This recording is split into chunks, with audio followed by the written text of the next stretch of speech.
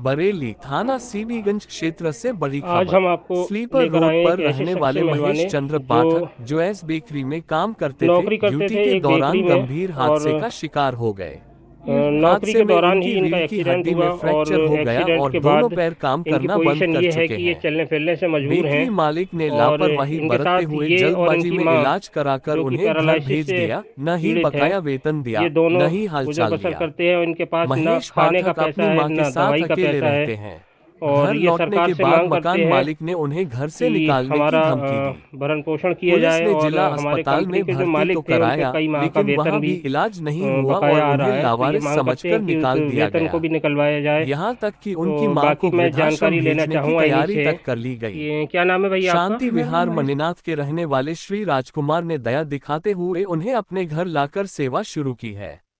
महेश पाठक प्रशासन से इलाज और आर्थिक सहायता की मांग कर रहे हैं। प्रशासन से निवेदन है कि इस दुखी परिवार की मदद की जाए। ज्यादा जानकारी के लिए चैनल को लाइक और सब्सक्राइब करें। टुक टुक गाड़ी जो कि भाड़े की थी वो मेरे ऊपर पलट गई, जिससे मेरी स्पाइन की नली टूट गई और उसके बाद में मेरी पैरों की जान तुरंत निकल गई। फिर वहाँ से बनारे गांव से आपको अस्पताल तक कैसे लाया गया? कौन लाया आपको? इन्हीं को फ़ोन करा था तो ये आए और आने के बाद में इन्होंने अपने सुपरवाइज़र के साथ में मुझे उठाया और गालियाँ देते हुए गंदी गंदी माँ बहन की, और मुझे वहाँ से ले जाके हॉस्पिटल में डलवा दिया। और बोले साले अपने किसी रिश्तेदार को बुला ले, और तू क्या मेरा रिश्तेदार है जो मैं तेरी केयर करूँगा। किस अस्पताल में डलवाया था? सबसे पहले मुझे विपिन में डलवाया जी। मामला। उसके बाद में उन्होंने कहा था 72 घंटे हम रखेंगे मेडिसिन पे, और मेडिसिन पे रखने के बाद में इसका ऑपरेशन होगा, इसका खर्चा 1.5 लाख आएगा। मेरे पास 1 रुपया नहीं है साहब। तो उसके बाद इनका सुपरवाइज़र आया, इन लोगों ने क्या प्लानिंग की, इन्होंने कहा कि वो 1.5 लाख रुपए नहीं लगाएंगे तो मैं डिस्ट्रिक्ट में फेंक देंगे अनाथों में। तो फिर क्या कहते हैं, वहाँ पे इनकी कोई नवोदय में कोई बात थी कहीं, इन्होंने मेरा तत्काल में आयुष्मान कार्ड बनवा दिया तुरंत, और मुझे नवोदय में एडमिट करवा के चले गए।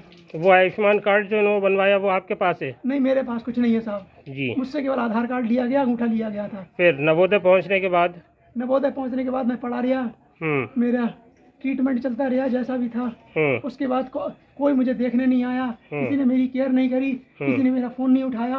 ऑपरेशन की डेटें बढ़ती रही, कोई नहीं आया। तो मेरी एक परिचित थी रिलेशन में रस्तोगी, उनका बेटा आया, उसने साइन किए, मैंने उसे फ़ोन किया और उसने मुझे वहाँ मेरा ऑपरेशन करवाया। ऑपरेशन करवाने के बाद मुझे कोई डिस्चार्ज कराने भी नहीं आया।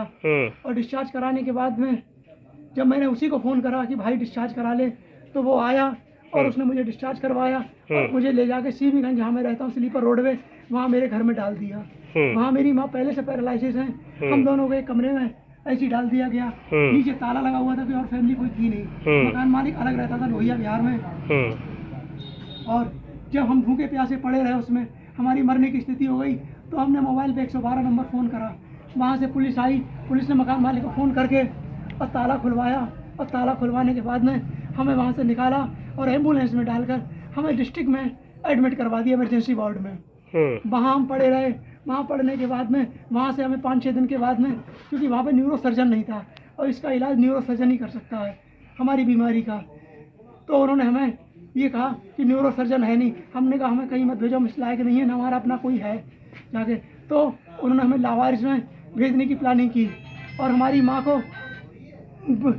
वृद्धाश्रम में, जो 80 साल की उनकी उम्र है, जब हमने उनसे कहा ऐसा मत करो, ये बोल नहीं पाती हैं, कुछ कहा नहीं पाती हैं, बात को सुन नहीं पाती हैं, समझ नहीं पाती हैं, ये मर जाएंगी। बोली हमारी जिम्मेदारी नहीं है, ये प्रशासन की जिम्मेदारी है, शासन की जिम्मेदारी है, हमारा कोई लेना देना नहीं है। आपको 5 दिन हो गए, कोई आपका केयर टेकर नहीं है, कोई आपका अपना नहीं है। तो वहाँ पे हमें श्री सक्सेना जी मिले, श्री राजकुमार सक्सेना जी, जो कि हमारे बराबर बेड पर पेशेंट थे, जिनको थोड़ी प्रॉब्लम थी, वो उनकी वाइफ।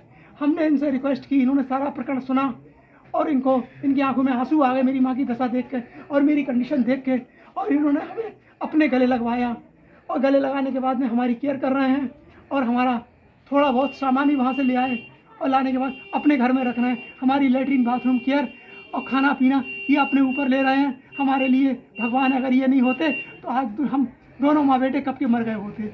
हम शासन और प्रशासन से ये गुहार करते हैं कि हमारे मालिक से हमारी तनख्वाह दिलवाई जाए, हमें ठीक करवाया जाए, हमारा इलाज करवाया जाए। और जो आपकी कितने माह की तनख्वाह बकाया है? मेरी वैसे तो 3 से 5 माह तक की है, लेकिन अब वो मेरे ऊपर ही उल्टा निकाल रहे हैं, क्योंकि मेरे तनख्वाह हमारी कोई रिटर्न में नहीं मिलती थी, बाई हैंड मिलती थी। अब वो कह रहे थे हमारा तेरा कोई पैसा मेरे ऊपर नहीं निकल रहा, सब दे चुका हूँ मैं। और गालियाँ बकते हैं, जो कि क्लिप में भाई साहब को सुना चुका हूँ, गंदी गंदी। जी, मैं प्रशासन से, मोदी जी से, योगी जी से ये गुहार करता हूँ कि मेरी फरियाद सुनी जाए और मुझ पर दया की जाए, मेरी बूढ़ी माँ पे दया की जाए और मुझे तत्काल इलाज मेरा कराया जाए और मेरी मदद की जाए, वरना सुसाइड के अलावा, हम दोनों माँ बेटों के अलावा कोई रास्ता नहीं है। चलिए मैं दिखाना चाहूँगा आपको इनकी माँ, जो बोलने से भी लाचार हैं, चलने फिरने से लाचार हैं। ये इनके साथ ही यहाँ रहती हैं, जिन्हें वृद्धाश्रम में डालने की बात कही गई थी। ये देखिए, आप देख सकते हैं कि ये बोलना चाहती हैं मगर ये बोल नहीं पाती हैं, ये हाथ और पैरों से अपने लाचार हैं। और इसके बाद में राजकुमार जी आपसे पूछना चाहूँगा, आप इन्हें साथ में लेकर आए डिस्ट्रिक्ट अस्पताल से यहाँ? जब इनको लाभार्थी को भेजने वाली बात हो रही थी जी, मैं 22 तारीख को एडमिट हुआ था जी, क्योंकि मेरे हार्ट में पेन उठा था। 26 तारीख को मेरा 21-22 में एडमिट हुआ था। तो ये बूढ़ी माता है बहुत बराबर बैठी, लैट्रिन करी हुई थी और 2 दिन से बदबू आ रही थी, साफ करने वाला नहीं था। तो हमने अपनी बाइक के द्वारा इनको साफ करवाया, खाना वाना करवाया। उसके बाद में फिर इनको जब लाभार्थी भेजने वाली बात आई, रोने लगे तो रोने लगे। फिर हम इन्हें अपने साथ इस मकान पर, किराए का मकान मेरा अपना नहीं है जी, इस मकान में इन्हें साथ लाया हूँ। 27 तारीख को वहाँ डिस्चार्ज करा कर आया हूँ। तो आप देख सकते हैं 27 मई के बाद ये